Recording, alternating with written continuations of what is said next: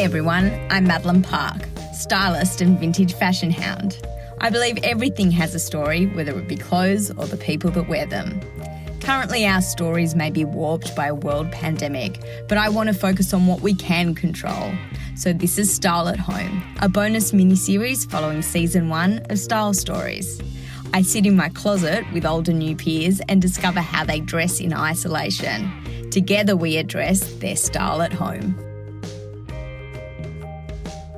Today I'm chatting with Holly Ryan, jewellery designer celebrated for her less is more organic designs and her sustainable and resourceful approach to her business. Despite some considerable setbacks 2020 has thrown at her, Holly remains upbeat and enthusiastic about her new studio, her forthcoming collection, and style at home. Whether it be earrings in bed, dresses for the desk, or occasion wear for virtual dinner dates, Holly is trailblazing quarantine style.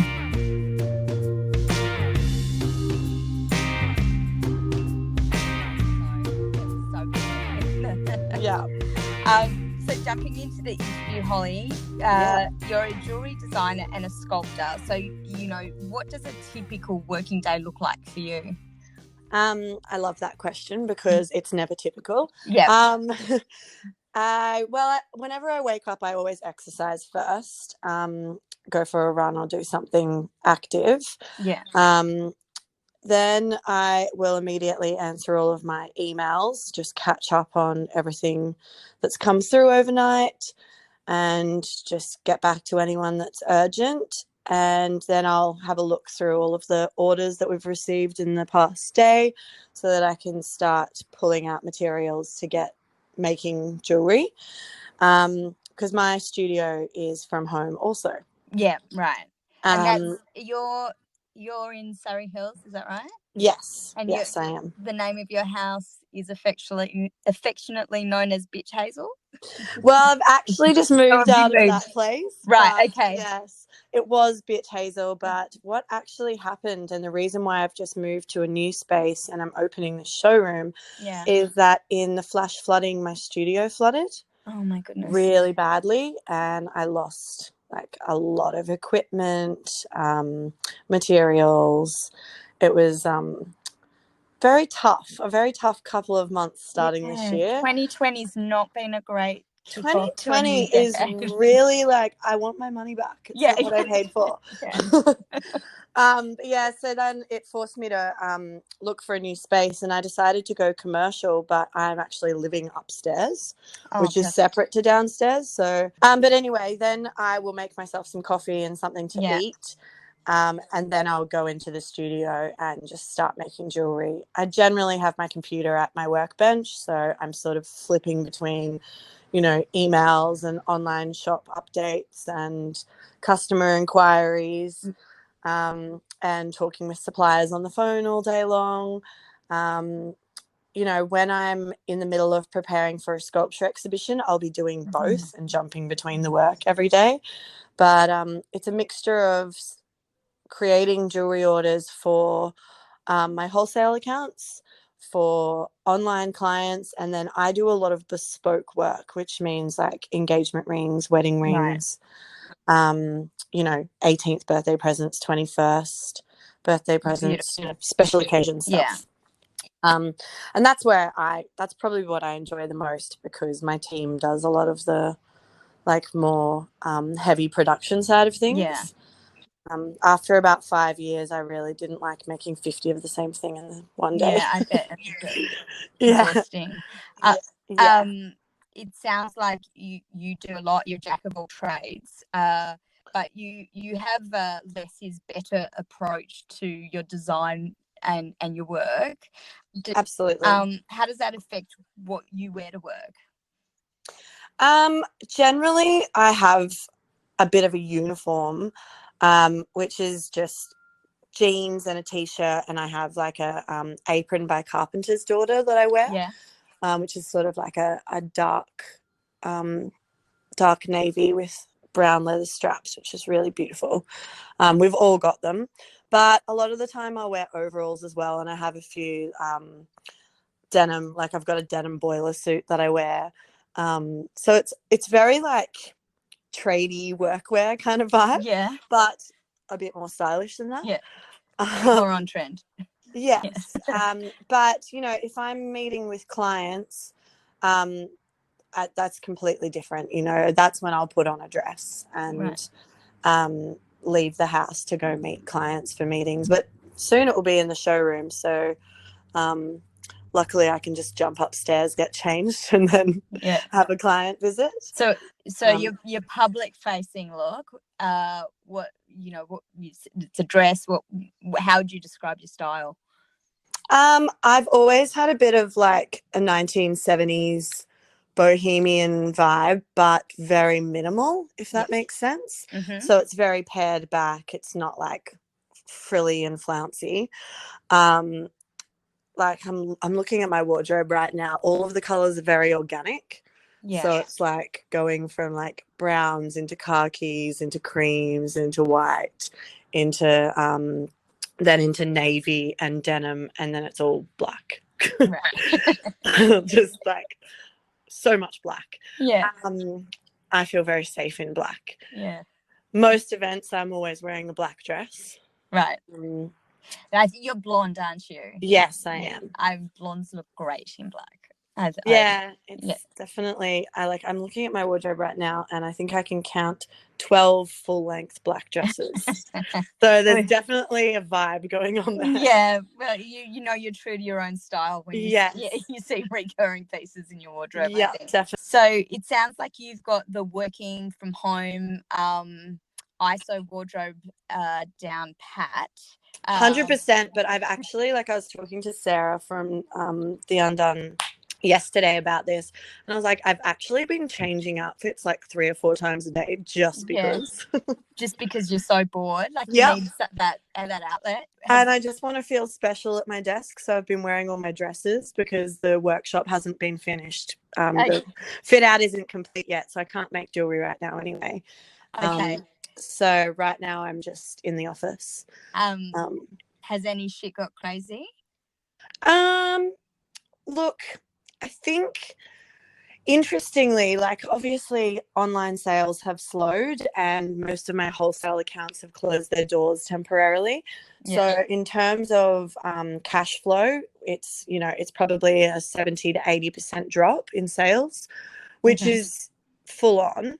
And I've had to let some staff go. Only temporarily. The moment things pick up again, I'll get them back. They're kind of all in fairly okay situations themselves at the moment. So do they normally work with you, or are they off-site? Some are off-site. I'm still a sole trader, even though I've been around for 10 years, and they're all contractors.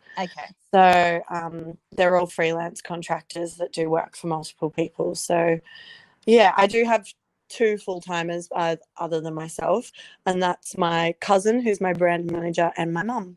Oh, nice. Keeping it in the family. Well, my mum taught me to make jewelry.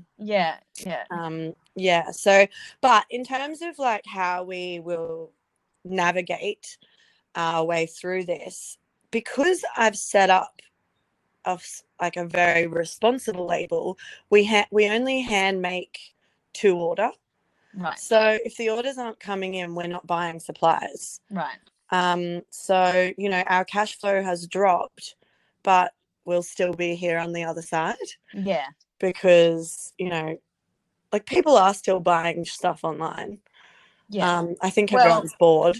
I think that you, to your point, people still want to feel that little bit of being special, or absolutely, a bit of a reward for going through this. And if it's that one special delivery that's going to spark some joy, then absolutely.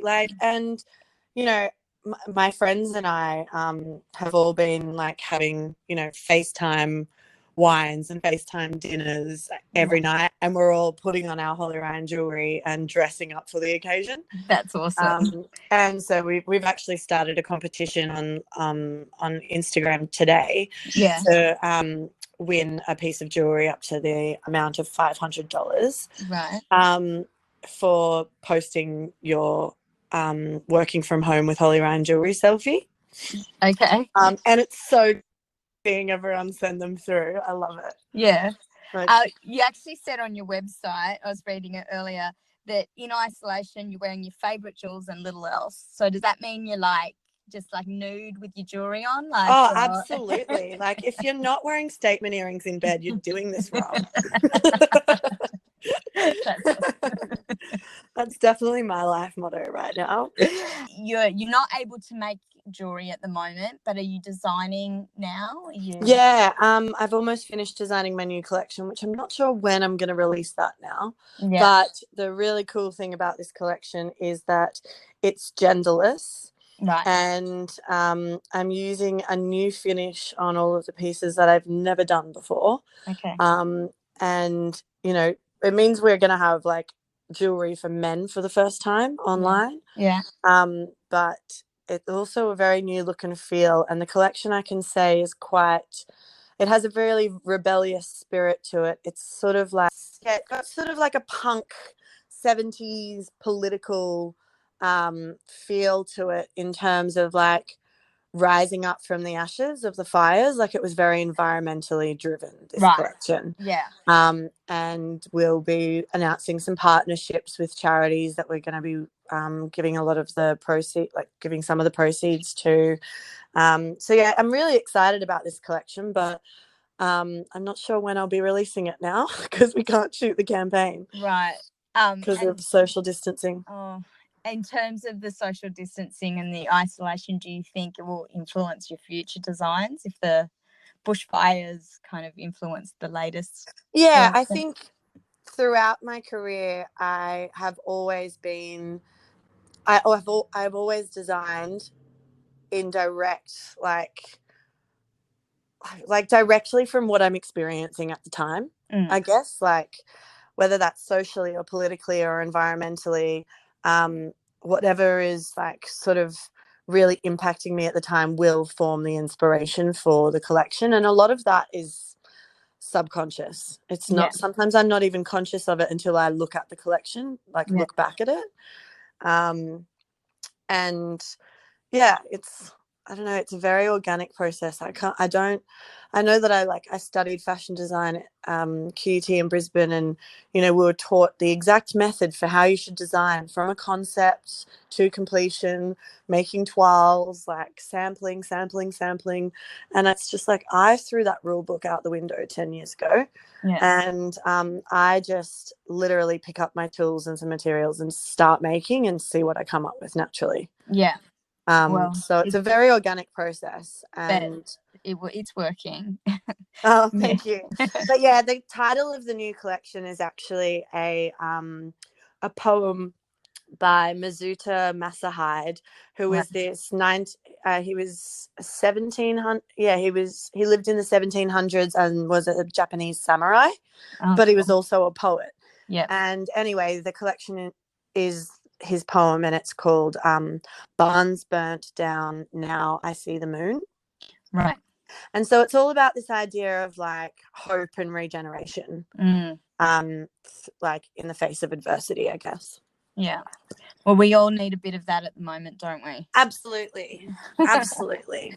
And for those people that aren't used to working from home and need just a bit of an uplift, do you have any like style tips for them while they're in isolation?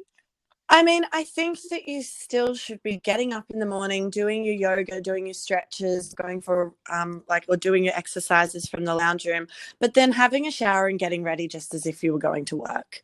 Yeah. Like, it really does help me. Like, I've been doing the working from home thing now for 10 years, and it doesn't mean a full face of makeup. It could just be moisturizer, but like actually still putting on nice clothes or